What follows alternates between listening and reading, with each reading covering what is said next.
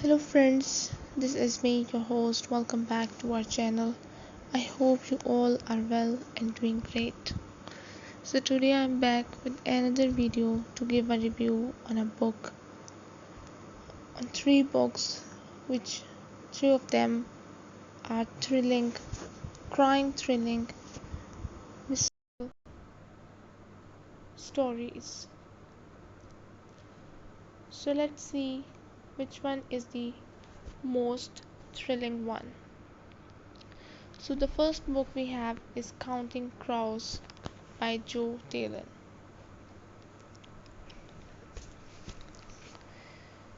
Supernatural thrillers hold a unique space in modern literature. They exist at the intersection of crime fiction,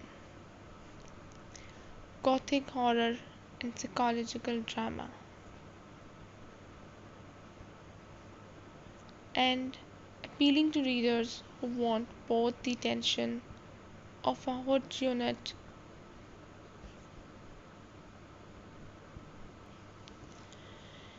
and the dread of unseen forces at work.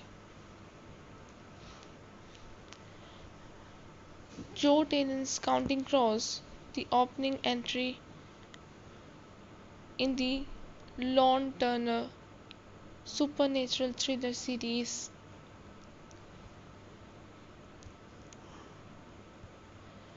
fills this tradition while carving its own distinct path.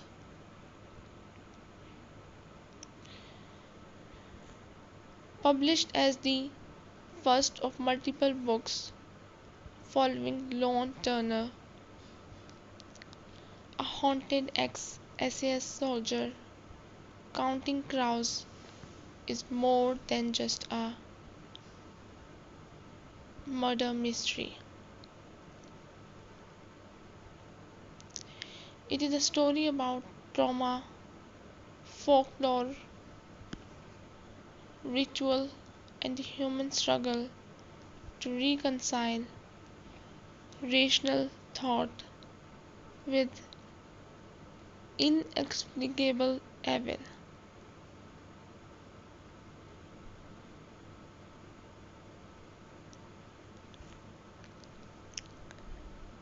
This review will examine the novel in detail, covering plot, characters' arcs, thematic undercurrents, style, setting, and genre replacement,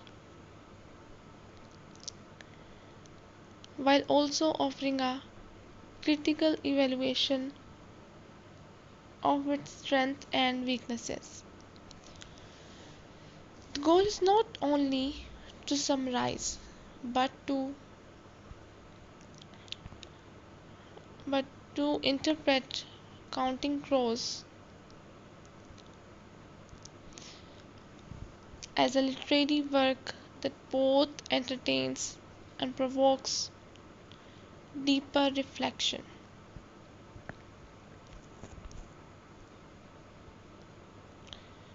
Plot in detail without major spoilers. The story begins with a grim discovery on the Exmoor moors. Lon Turner, a former Special Forces operative, stumbles across the mutilated remains of a body devoured by crows.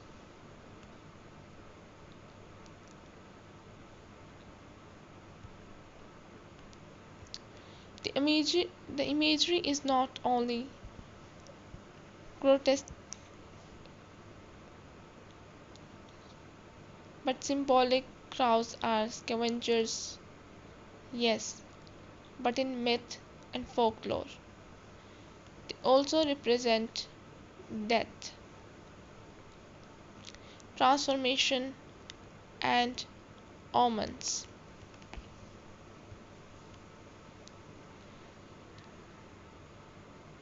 At first glance, it seems like a violent crime, but the manner of killing hints at something older and more ritualistic. What could have been just another case of brutality?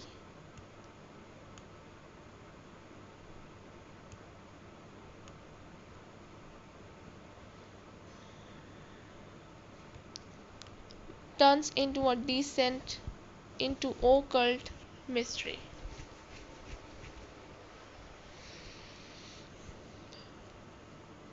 Turner is reluctantly drawn into the investigation.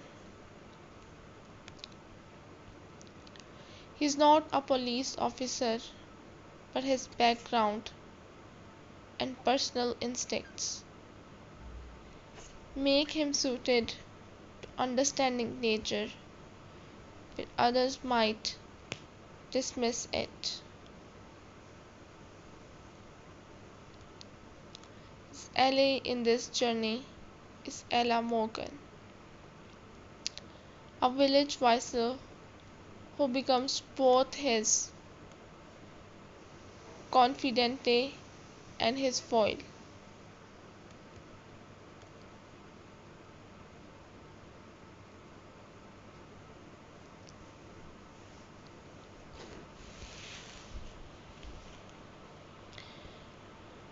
As they probe deeper, they uncover threads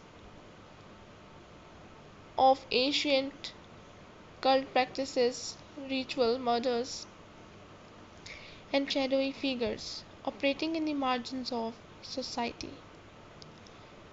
But the more they learn, the more it becomes that the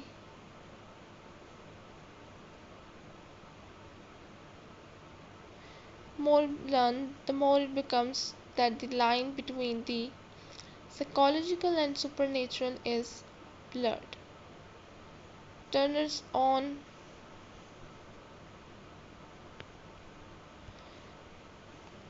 traumatic memories of war feed into the unsettling atmosphere, raising questions about whether the horrors are external or reflections of his damaged psyche. The tension escalates toward a confrontation where the occult and the rational collide. Without giving away spoilers, the climax delivers both resolution and lingering unease, setting the stage for future entries in the series.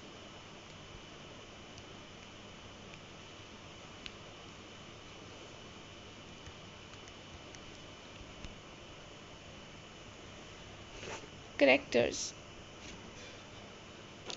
A closer look.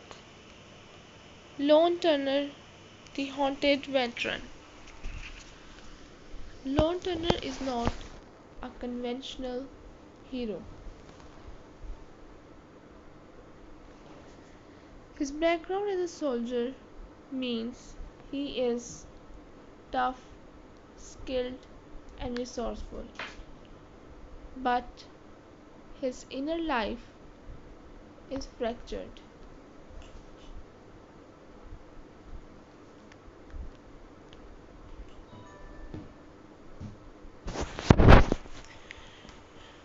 He is haunted by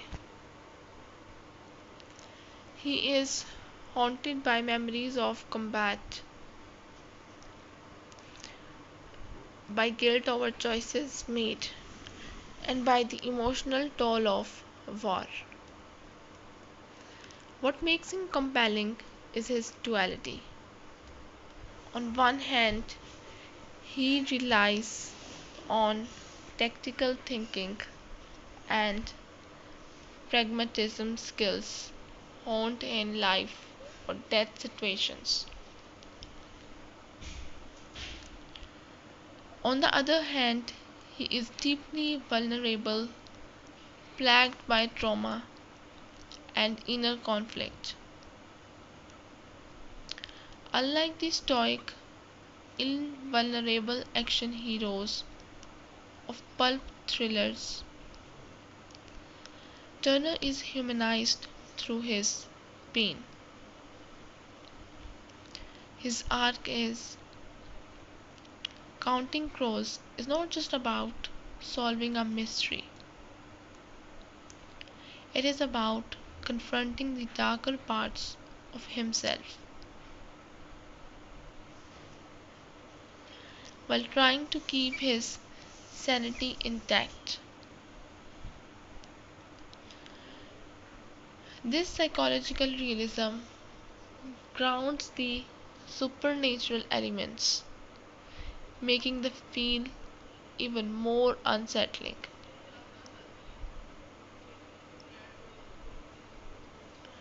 Ella Morgan, Fate and Rationality.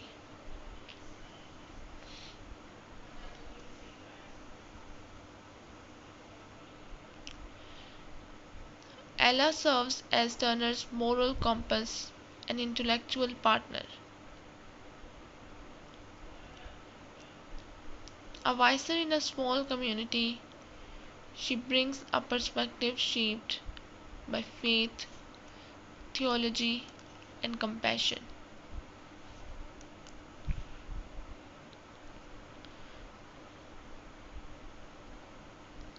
Yet she is not naive. She is capable of questioning, doubting, and analyzing. Ella's presence is significant because she represents the spiritual counterbalance to Turner's militaristic worldview, where he sees threats and tactics.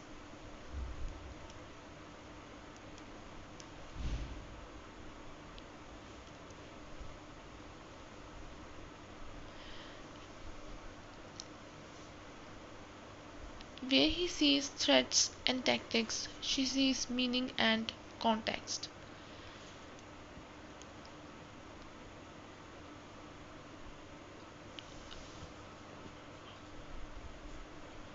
Their partnership is not romanticized but built on mutual reliance. This dynamic enriches the narrative, making it more than just soldier versus occult.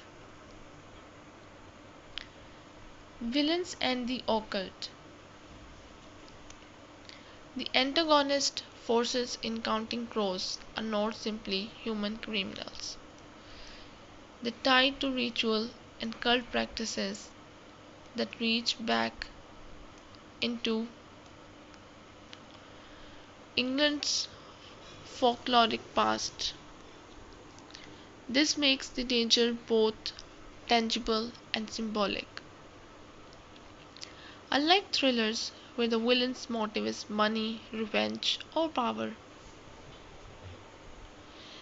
here the evil feels primal and timeless, as if it has always been lurking in the landscape, waiting for the right moment to re-emerge. Atmosphere and setting. The setting is one of the novel's greatest strengths. The Exmoor moors are depicted with haunting precision. Fog, isolation, empty roads, and the eerie presence of crows create a sense of unease. This environment mirrors Turner's own mental state, just as the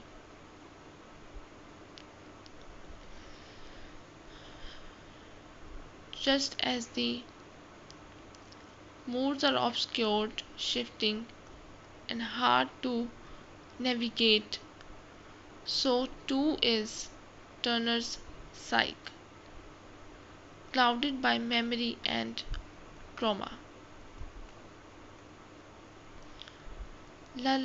The landscape becomes a character in itself. indifferent, watchful, and almost complicit in the horrors that unfold.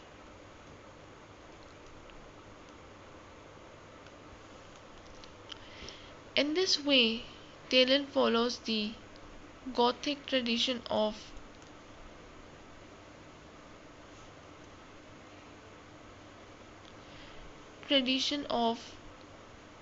making setting integral to story. This book could not be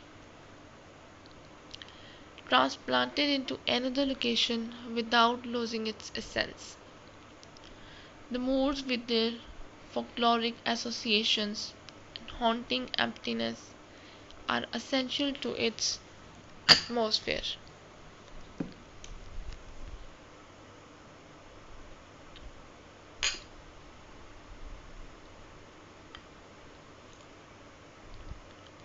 Themes and symbolism. Trauma and survival. Turner's military past is more than just backstory. It is a lens through which he experiences the world. His trauma shapes his reaction, his skepticism, and his inability to fully trust others. The supernatural horrors he faces echo his inner battles, suggesting that the true suggesting that the true terror is not just external but also psychological. Faith versus rationalism. The dynamic Turner and Ella highlights a deeper theme, the clash and occasional theory. Between faith and rationalism, Turner represents reason, strategy, and skepticism, while Ella represents spirituality and moral conviction and openness to the unseen. Their partnership suggests that confronting evil, be it human or supernatural, requires both perspectives. Ancient evil in modern times. The occult practices unearthed in the novel point to the persistence of ancient darkness beneath the surface of modern society. No matter how rational or technologically advanced humanity becomes, there are always remnants of older, darker forces that resists resists eradication. The symbolism of crows. The title itself highlights the role of crows as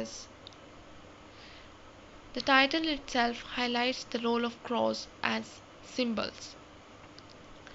Crows represents death, transformation, and the cyclical nature of life. The presence in the story is never incidental. They act as omens, witnesses, and scavengers,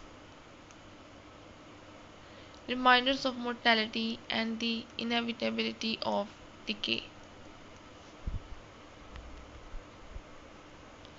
Writing style and technique. Joe Dillon's writing style is accessible yet richly atmospheric. His sentences are crisp during action sequences and more lyrical in descriptions of setting. This balance allows the novel to shift between the tense urgency and haunting stillness. The narrative uses short chapters to maintain momentum, while the descriptive passages slow the pace in moments of dread. The effect is a rhythmic experience that mirrors the push and pull of fear, rising tension followed by airy calm.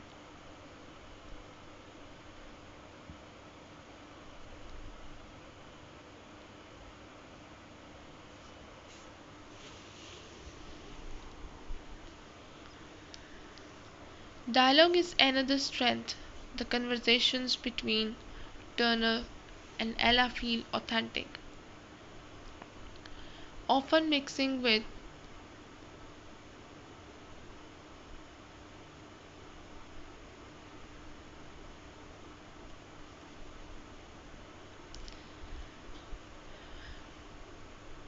this not only fleshes out the characters but also deepens the thematic exploration of faith and doubt.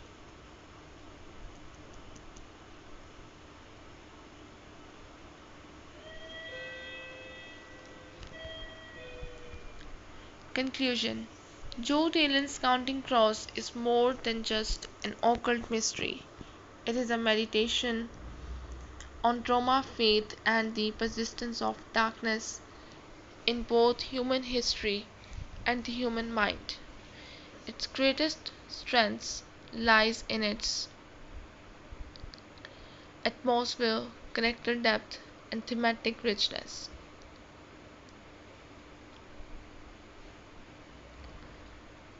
While it occasionally leans on familiar tropes,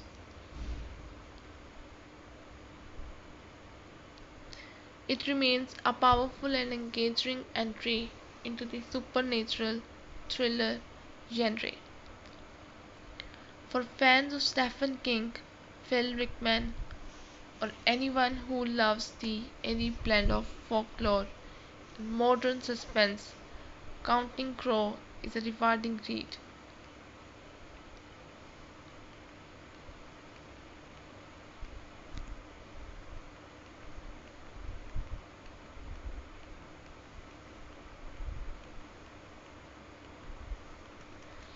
The next book which we're going to see today in this video about the crime thrilling mystical one is Needle and Bone by Tonya Mitchell. Introduction: Gothic literature has always balanced two realms,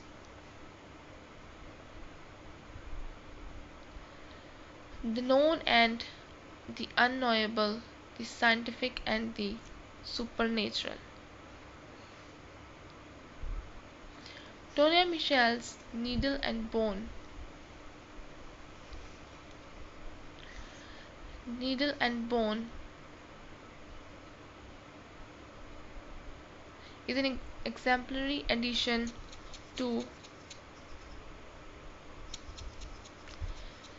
this tradition. It does not merely borrow from Gothic tropes but anchors its story in real history, specifically the life work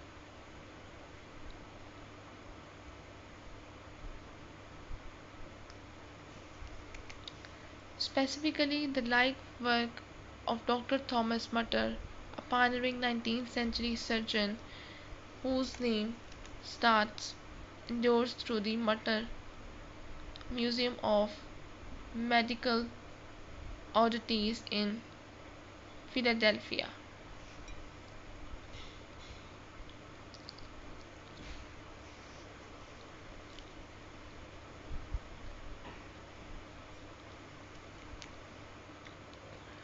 At its core, the novel is about a haunted young woman struggling to reconcile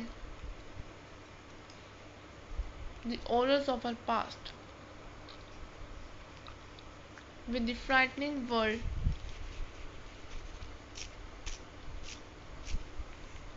she finds herself thrust into.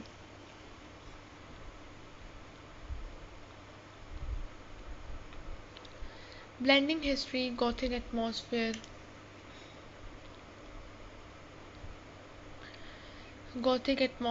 and elements of psychological suspense. Needle and Bone provides not only a gripping ghost story but also a meditation on guilt, grief, mortality, and resilience. This review will provide a detailed nearly chapter by chapter exploration, along with thematic and stylistic analysis to give a full appreciation of Michel's work.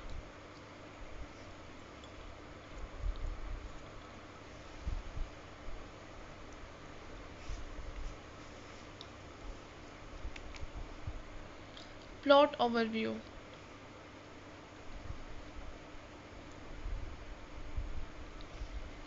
Set in 1841, the novel follows Annis Hargrave,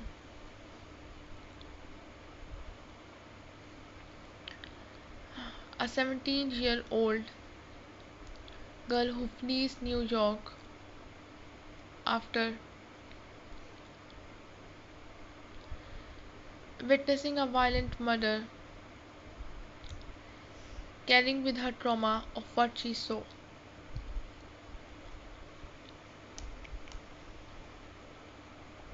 And the ghost of the murdered girl, she arrives in Philadelphia, where she finds refuge in the households of Dr. Thomas Mütter.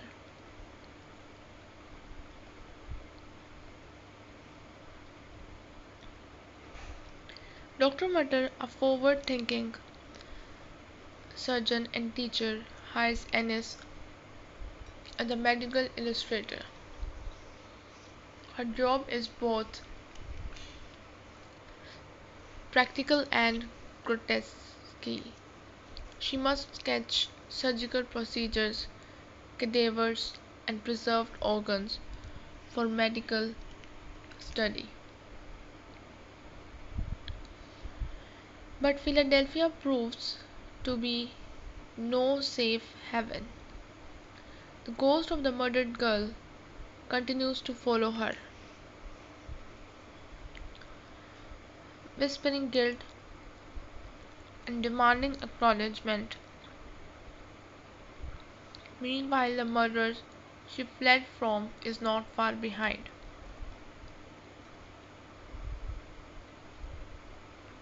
When the brother is kidnapped, Annis must confront both human cruelty and supernatural torment, culminating in a harrowing confrontation inside the pit Mütter surgical amphitheater.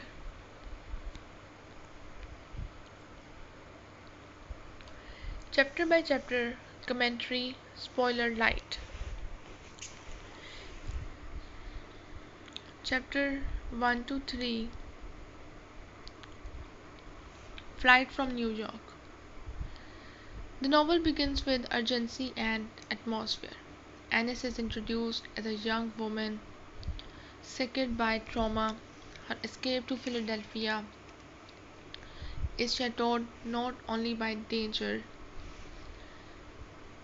of her pursuer but also by the ghost of the girl whose death she witnessed. Already the novel establishes its duality: danger from both the living and the dead. Chapter 4 to 7, Philadelphia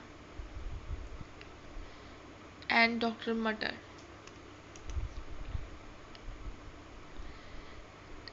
These chapters introduced Dr. Thomas Mütter and his surgical world. Michelle paints him as charismatic, intellectual, and progressive. A man fascinated by medicine's possibilities but unafraid of its grim realities.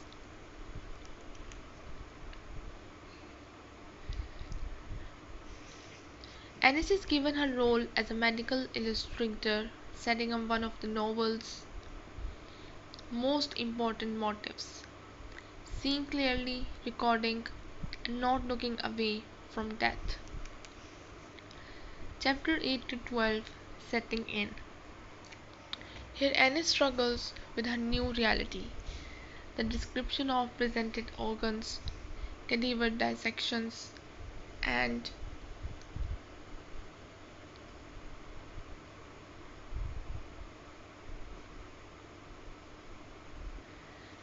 clever dissections,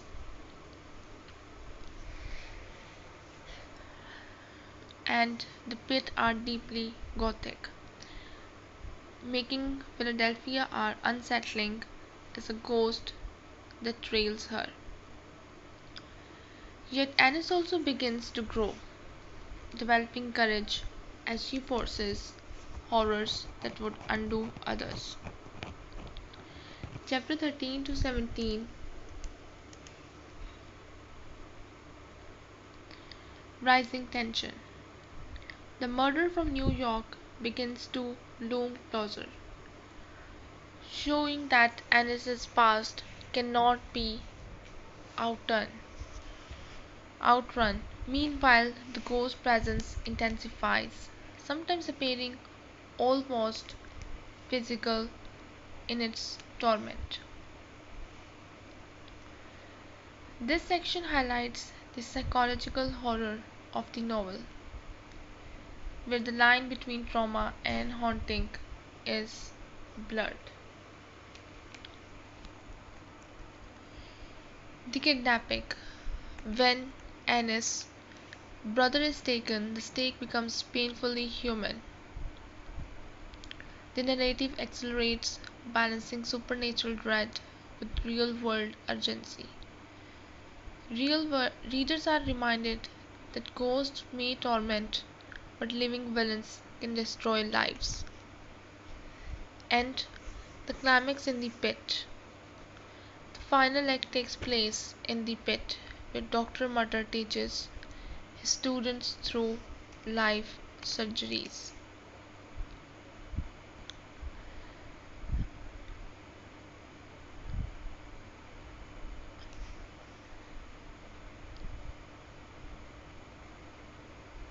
Here, surrounded by the tools of science and death, Annis must confront both the murderer and the ghost that has stalked her.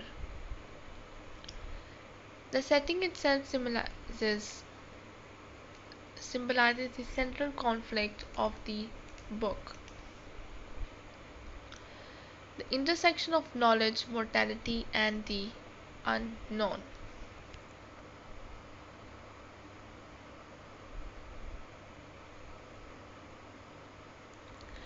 Literary style and atmosphere. Michelle's prose leans heavily into lyrical description. She excels at creating atmosphere. Settings are dark, sensory rich, steeped into Gothic detail. Tone is consistent, sensory rich,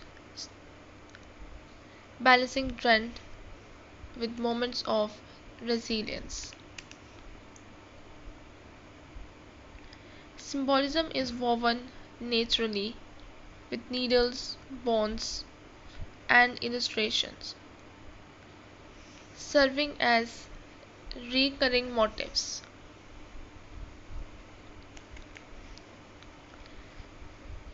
The result is a narrative that is both immersive and unsettling.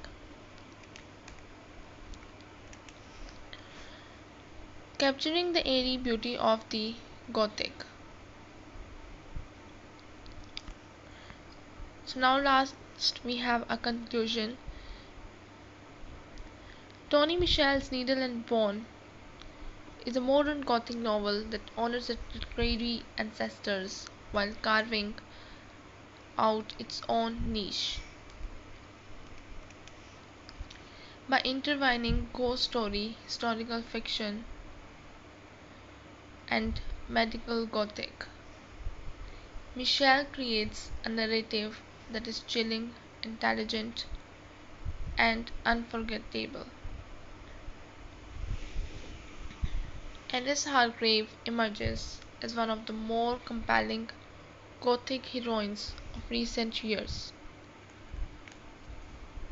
and the novel's climax in the pit secures its place as a work that lingers long after the last page.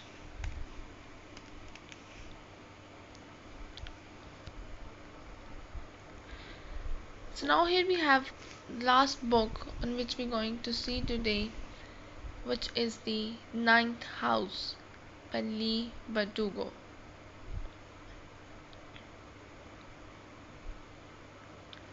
Introduction.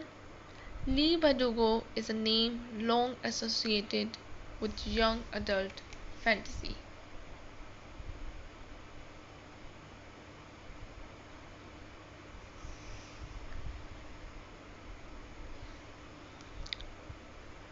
Especially through her best-selling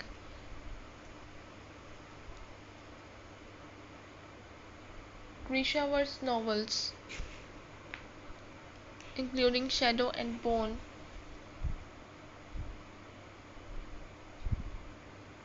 2012, and Six of Crows, 2015.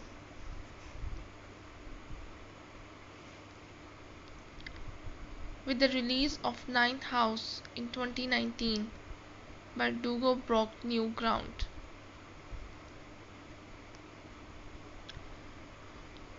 This was her first adult fantasy novel, and it represented a dramatic tonal shift from her earlier work, where her YA novels carries adventure, romance, and camaraderie. Ninth House ventured boldly into the realms of dark academia, urban fantasy, gothic horror, and psychological thriller.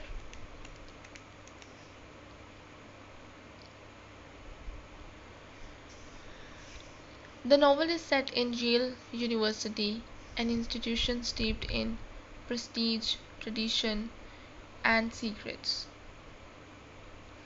Bardugo herself is a Yale graduate, and her insider's perspective on the Ivy League lends the book a rich authenticity.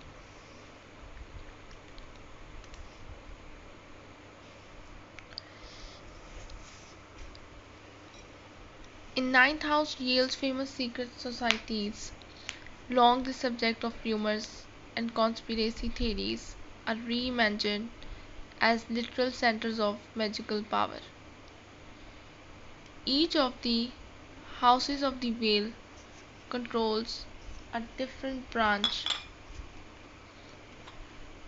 of occult magic, from prophecy to necromancy, and these powers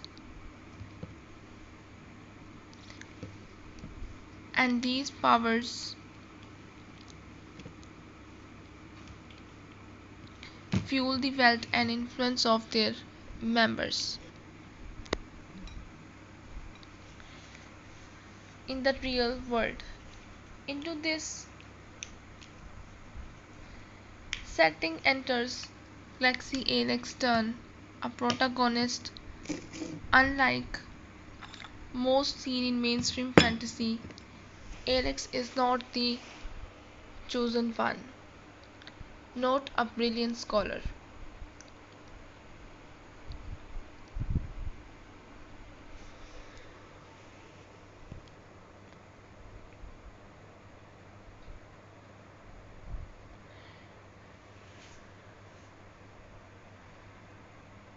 not even an ambitious dreamer. Instead, she is traumatized, working class Latina who has lived through abuse, addiction, and violence.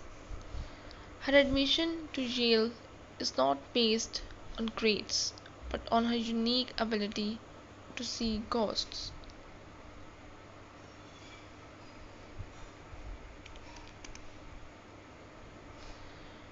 To see ghosts.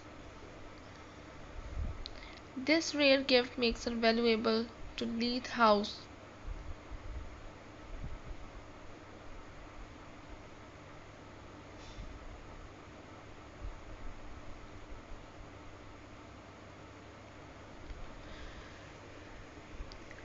To Lethe House, a secret society tasked with overseeing the magical activities of the others. Through Alex's eyes, Bardugo delivers a story that is as much about power, privilege, and survival as it is about ghosts and spells. The novel is ambitious, atmospheric, and unflinching, earning its reputation as one of the most notable works in the dark academia subgenre.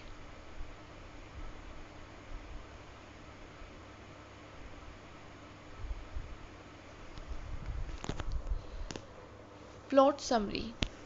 At its core, Ninth House is a mystery wrapped in a fantasy framework. Alex Turn is recruited to Yale after surviving a brutal accident in Los Angeles.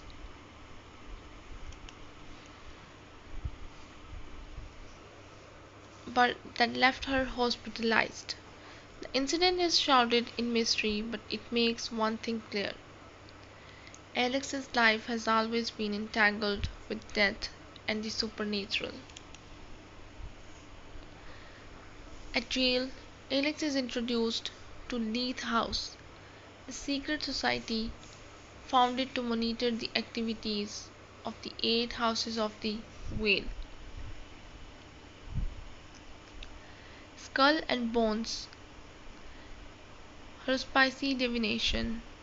Her monitor Daniel Darlington and Arlington is the perfect Yale gentleman, wealthy, cultured, and a believer in the nobility of Lee's mission.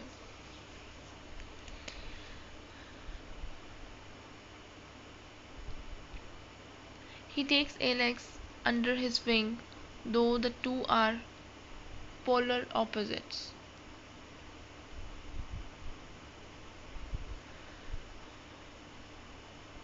The central conflict begins when a young woman is found murdered in New Haven.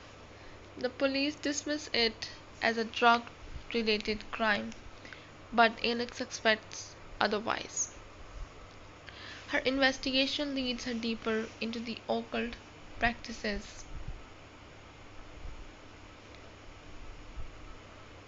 occult practices of the societies and the corruption that hides beneath Yale's polished surface.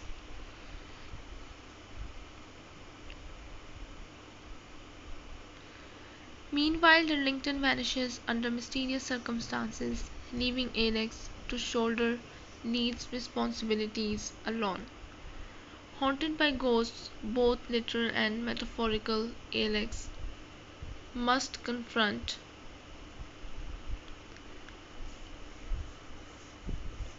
her own traumatic past while unraveling the mysteries surrounded by Yale's elite.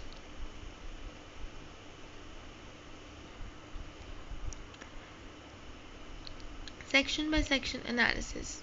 Alex's arrival. The novel opens by contrasting Annis's raw background with the refined world of Yale.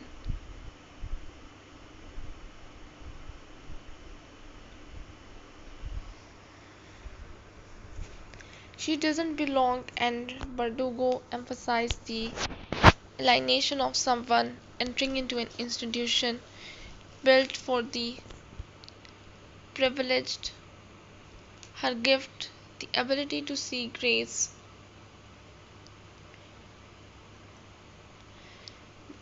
makes her indispensable but also isolates her father.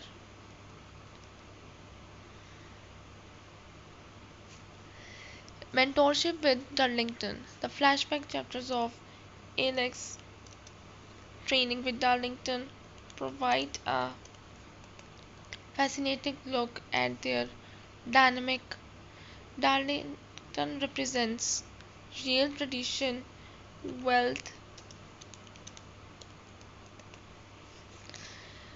wealth, and responsibility. Alex represents survival, grit, and outsider.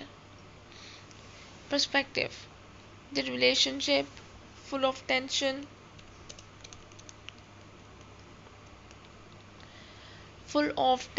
and reluctant respect, is one of the most compelling elements of the book. The murder and mystery. The discovery of Tara Hutchins' body, a town girl outside the Yale bubble, anchors the narrative in a crime thriller format.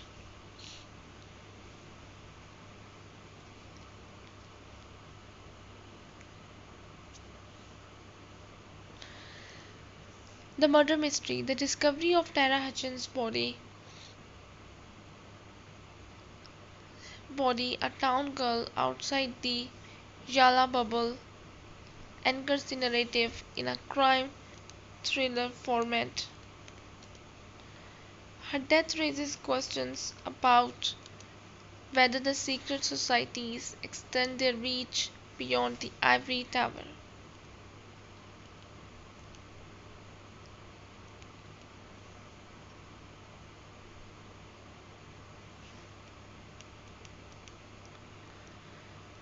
This thread exposes the deep divide between Yale students and New Haven residents. The supernatural encounters.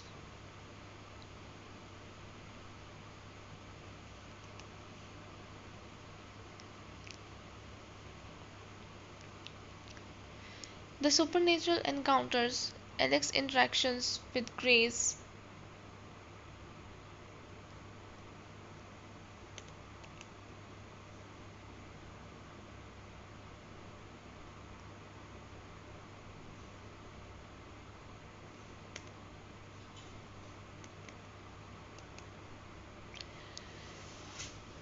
are chilling and vividly written. These scenes serve multiple purposes. They establish the horror elements,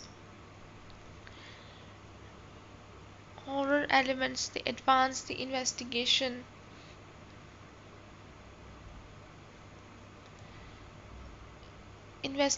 and they symbolize Alex's inability to escape her past. Some ghosts are pitiable, while others are predatory, echoing the blurred lines between victim and aggressor in Alex's own history.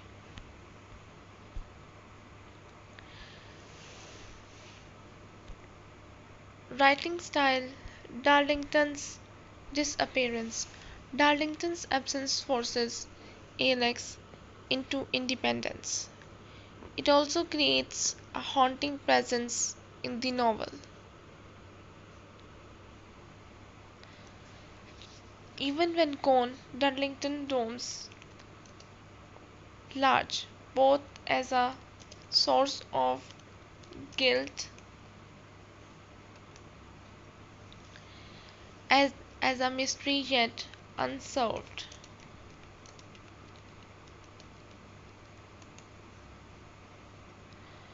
His fate becomes one of the book's most pressing questions,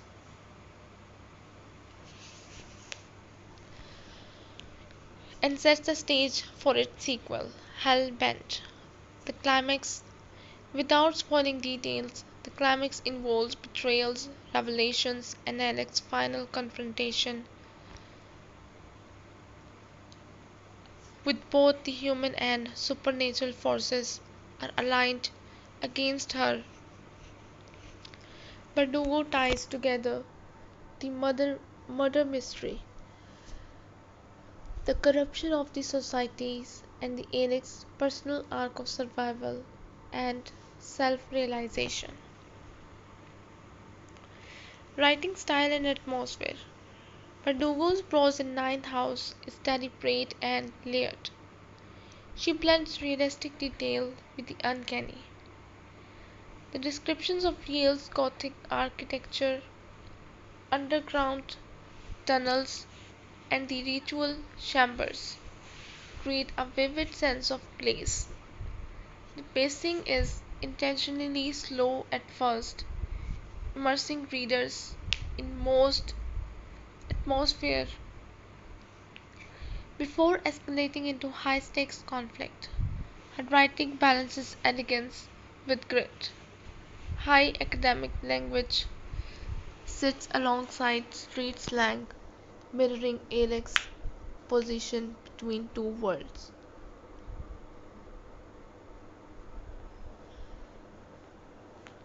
Conclusion: Ninth House is a novel that lingers. It is not easy, not comforting, and not escapist in the way traditional fantasy often is. Instead, it is a dark, uncompromising exploration of power, trauma, and survival. Leigh Bardugo has crafted a his story that is much about the ghosts of privilege and history as it's about literal spirits.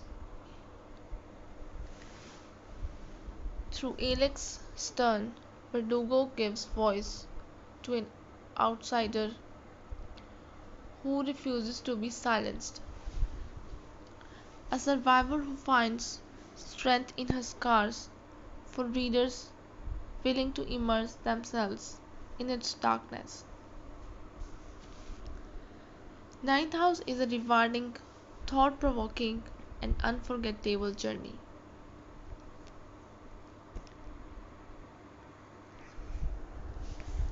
So, this is all we have from this book, from these three of these books. I hope you guys enjoyed the stories, like the crime thrilling mystical stories. If you like, don't forget to press the like button.